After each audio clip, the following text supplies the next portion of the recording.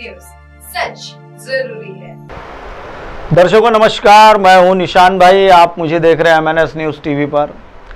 आज मैं आपको फिर से एक गढ़चिरौली जिले की बहुत बड़ी खबर दिखाने वाला हूं। खबर का विश्लेषण ऐसा है कि किस प्रकार से पुराने अधिकारी या आदिवासी विकास महामंडल के अधिकारी मानो भ्रष्टाचार करने में इबारतें लिख रहे हैं, और इबारतें भी ऐसी कि इतिहास के पन्नों पर सबसे बड़ी, उन पर अगर कोई इतिहास रचा जाए तो इतिहास में सबसे बड़े कारनामे करने वाले आदिवासी विकास महामंडल के जो TDC विभाग है उसके कर्मचारी होते हैं। और गढ़चिरौली जिले जैसे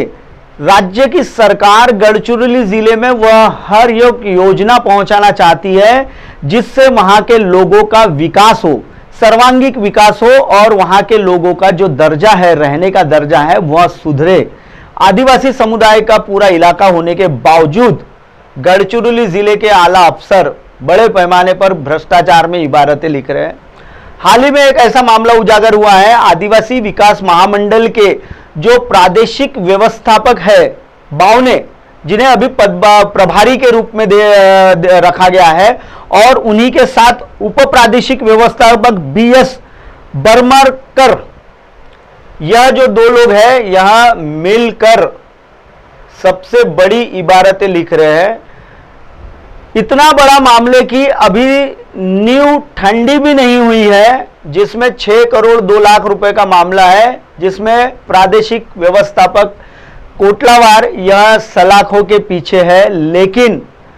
बावने भी उनसे कहीं कम नहीं है। बावने ने भी नई इबारत लिखी है, और इबारत इस प्रकार लिखी है कि सरकारी गोदाम का जो धान है, जो सरकार ने किसानों से समर्थन मूल्य में खरीदा है,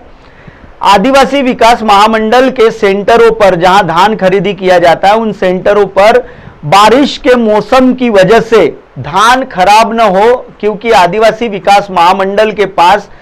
धान को रखने के लिए बड़े बड़े गोदाम नहीं है, और जो गोदाम है उनकी क्षमताएं कम है। इसीलिए सरकार ने समर्थन का जो मूल्य पर धान लिया हुआ है, उस धान को राइस मिलरों के गोडाउन में रखने के लिए एक एग्रीमेंट किया जाता है, जिस एग्रीमेंट के तहत सारे नियम और शर्तों को आधार पर ही राइस मिलर्स के गोदाम में वह जो धान है वह रखा जाता है। लेकिन आदिवासी विकास महामंडल के जो आला अफसर है और राइस मिलर्स मिलकर सरकार को फिर चंपत लगा रहे हैं। अब वो चंपत कैसी लगा रहे हैं वो मैं बता देता हूं। आदिवासी विकास मंडल ने पिछले बार यानी अभी बारिश के मौसम में लगभग 4000 क्विंटल जो धान है वह इन राइस मिलर्स के गोदाम में रखने के लिए दिया है, और उसका बाकायदा एक एग्रीमेंट भी किया हुआ है कि यह जो धान है वह आपके गोदाम में रखा जाएगा, और उसका आपको 5000 रुपए प्रति राइस मिलर्स के हिसाब से उसका भुगतान भी होगा। लेकिन प्रति क्विंटल 4000 के हिसाब से उन्होंने इन राइस मिलर्स को धान रखने के लिए दिया। लेकिन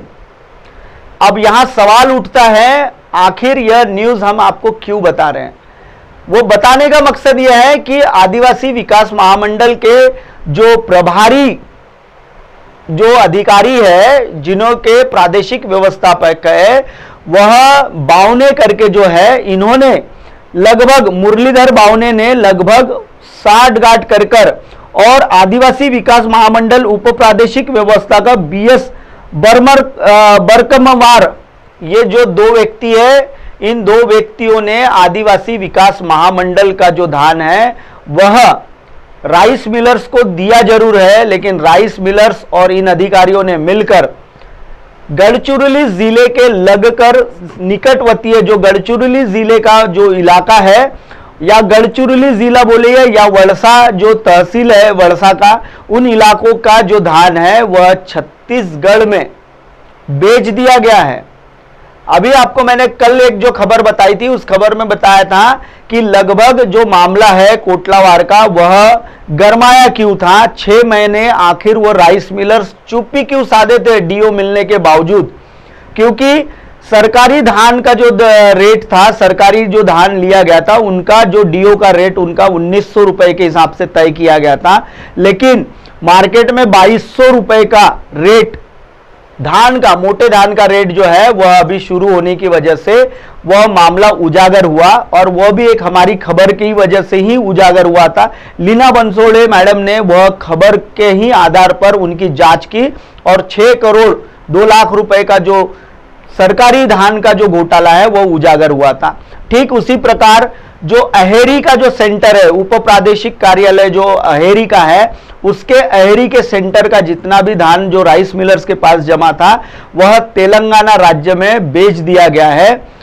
अब इसकी पूरी जो जांच है, यह पूरे मामले की जांच जो है जीवन आवश्यक वस्तु कायदा 1980 और 1955 कलम प के तहत इन पर कब कार्रवाई होती है, क्योंकि लीना बंसोड़े मैडम की तरफ यह पूरा जो मामला है वह उसकी एक लिखित शिकायत भी की गई है, लेकिन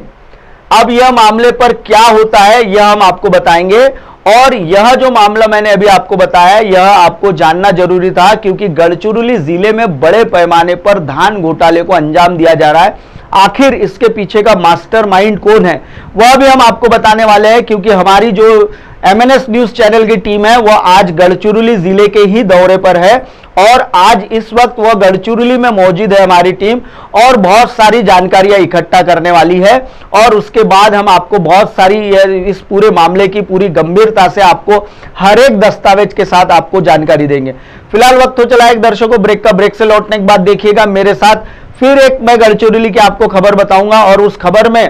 नया क्या है वह भी मैं आपको बताऊंगा। बने रहिए एमएनएस न्यूज के साथ।